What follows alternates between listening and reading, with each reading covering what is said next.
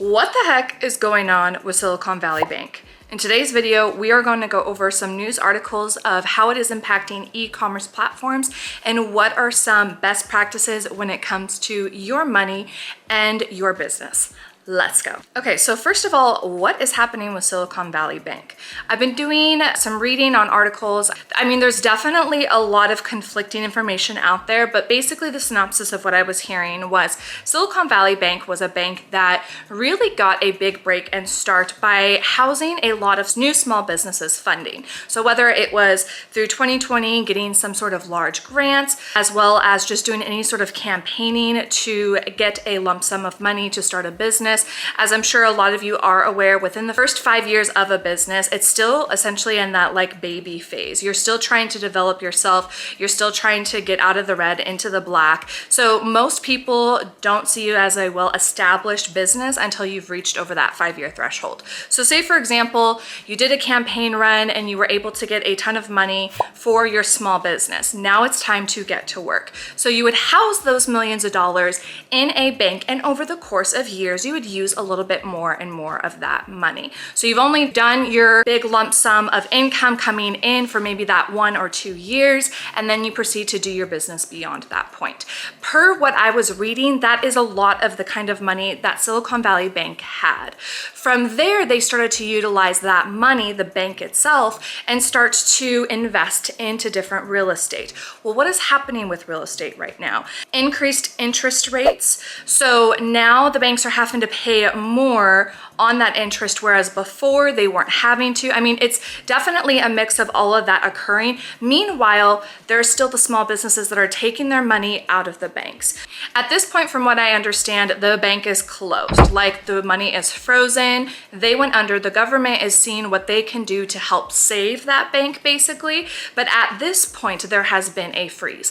Now, this is actually something that is like on a daily basis, ever changing. So perhaps by the time you hear this video, this information might be outdated, if you will. But the reason why I wanted to create this video was not necessarily just to talk about what is happening with Silicon Valley Bank. It just triggered a couple different thoughts, in my opinion, that doesn't really get talked about when it comes to having a reselling business, that I think would be very educational when it comes to managing your funds that is coming through e-commerce platforms.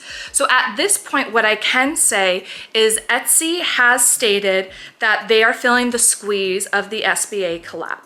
SVB collapse. I don't know why I want to keep flipping those around. Sorry, guys. It says that Etsy is planning, so on Monday, which was 2 days ago, to resume payments to the merchants. However, there's still been a freeze in that way. Another platform that is being impacted with this right now is Shopify. I have not seen a public statement come out with eBay. Does not mean it doesn't exist. I just haven't seen it myself. One of the things that I have seen, though, was POSHMARK did come out with a statement, and it reads, some of you may have seen the news regarding Silicon Valley Bank and its impact on some marketplace ability to issue customers redemptions. I want to assure you, everyone in the seller community, that all accounts on POSHMARK continue to be safe and secured. We do not use SVB to store customer or marketplace funds, and your ability to process payments and redemptions will not be affected. This was by John McDonald, Chief Operating Officer of POSHMARK.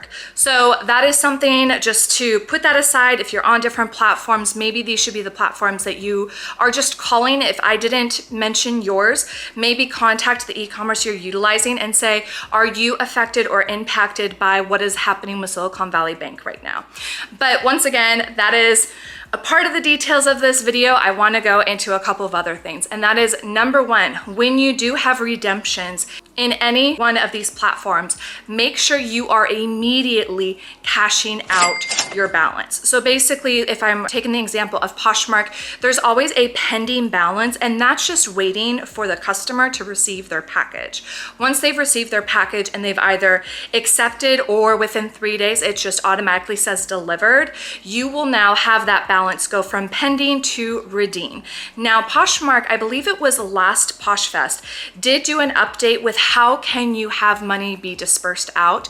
You can do instant transfers with just a small fee, and you can also do your own manual transfers. I believe you can even do PayPal, Venmo, and other ways such as adding your debit card or your checking account.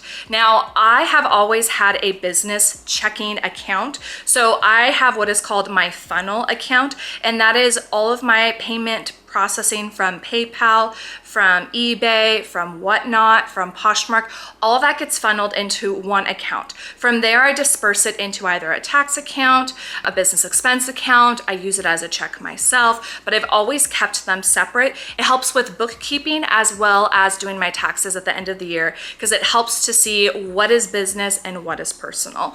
That is another tip that I would recommend, is to make sure you have some sort of additional bank account. Now, one of the other things that has been highlighted in this fiasco, if you will, with Silicon Valley Bank is the FDIC assuring the money in the banks. So more times than, well, I think pretty much all banks, the FDIC insures up to $250,000. So for the majority of people, this might not impact you because you might have less than that. However, for some, if you are continuing to save, if you are maybe at a different stage in your life, if you've had any sort of pensions or Social Security, just additional money that maybe you've been able to save up, you might have a little bit of a concern around this. One of the things that I would recommend, take a look at investment firms. I know that there are a ton of different investment firms out there. There's Edward Jones, there's Vanguard, there's Fidelity, there's like mom and pop investment places. So do a Google search and see what does the FDIC insure in these different investment firms, because I know specifically that there are some investment firms that insure up to $2.5 million. So that is something much different in compared to banks.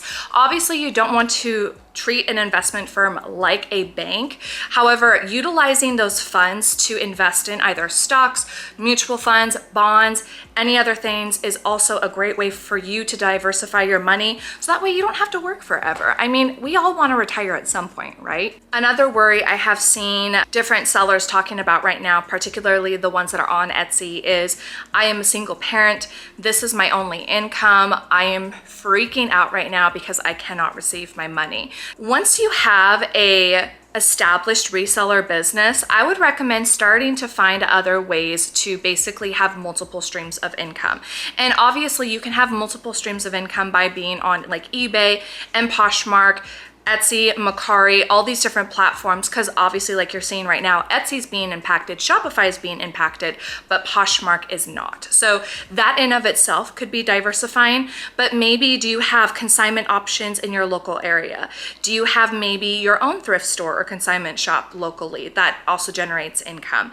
Do you have other investments such as, like I was just talking about, stocks, bonds, mutual funds, even cryptos, any sort of electronic like Bitcoin? Do you also have investments like real estate or property management that you are doing? Do you even have a full-time job, or does your spouse have a full-time job?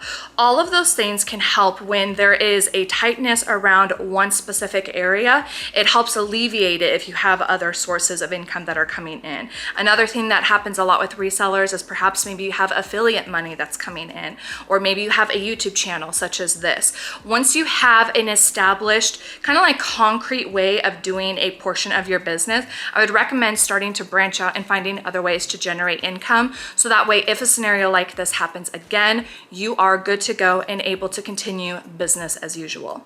So what do you guys think? Do you think that this is going to be a crash of our banks, or do you feel like this will be taken care of by our government and we will be back on the heels of the way that we were moving before? I would love to hear in your comments below. I would also love to know if you would like to see other ways to make money, or just talking about this money topic more on my channel. Right now, I spend a lot of my time teaching you guys about the platforms themselves, but I also do think there is money education that is necessary to build a very successful business, whether it is reselling or any other business.